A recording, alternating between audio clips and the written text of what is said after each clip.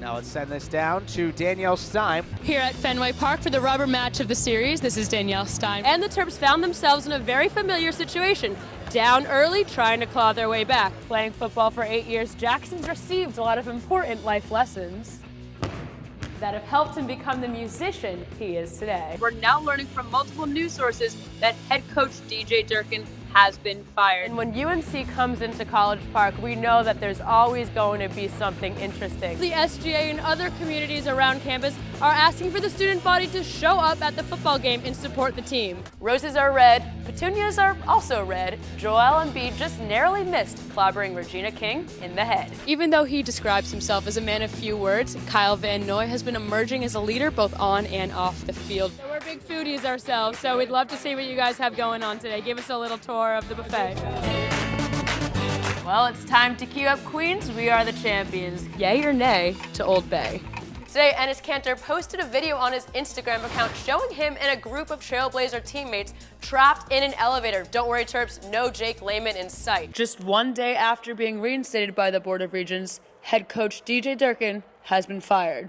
Relieve, relieve, relieve. For me personally, I'm not really playing for a head coach. I'm playing for, the guy upstairs who, we dedicated the season to, and I've dedicated the rest of my career and basically my life to.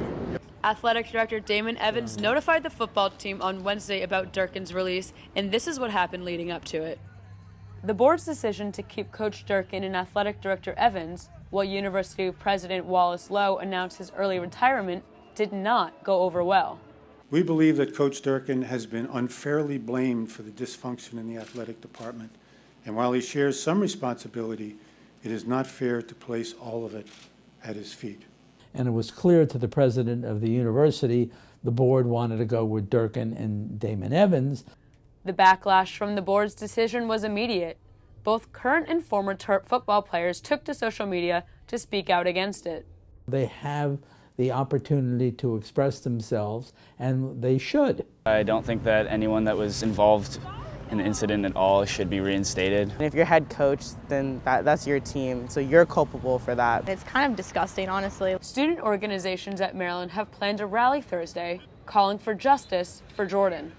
And the tragedy has stretched beyond College Park, coming under a national spotlight, many questioning how the board reached its decision. Governor Hogan issued a statement saying he, quote, does not know how the regents arrived at their conclusion. And with God as our witness, we promise you that this will not be the last word. In College Park, Danielle Stein, CNS TV. What you see is not always what you get. To be put in a category like that is kind of like, that's not really all there is to the picture. And football player Jackson Dean knows that all too well. I play football for Arundel High School and I play music. Jackson, a defensive tackle for Arundel High School, has been playing football since he was 10. I wasn't too bad at it because I was bigger than all the other kids. But his passion for music, I just always had a natural pull to it, has brought him some new and anticipated fame.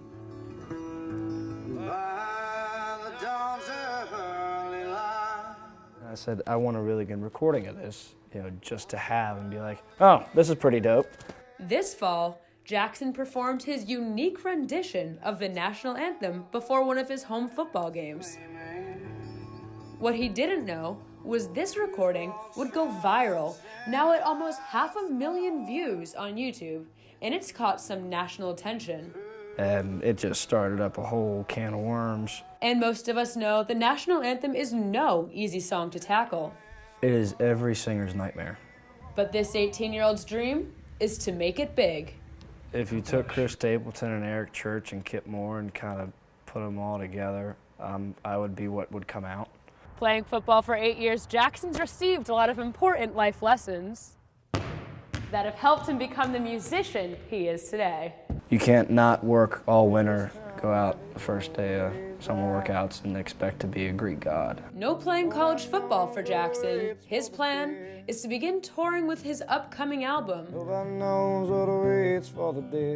road is going to be my education. and he's already making a name for himself here in Maryland. We sold out Ram's Head in 28 hours. Raspy yet smooth, his voice will be sure to stand out for an aspiring country singer. My main goal is to, when you hear my name, you automatically think of a sound. In Odenton, Danielle Stein, CNS TV.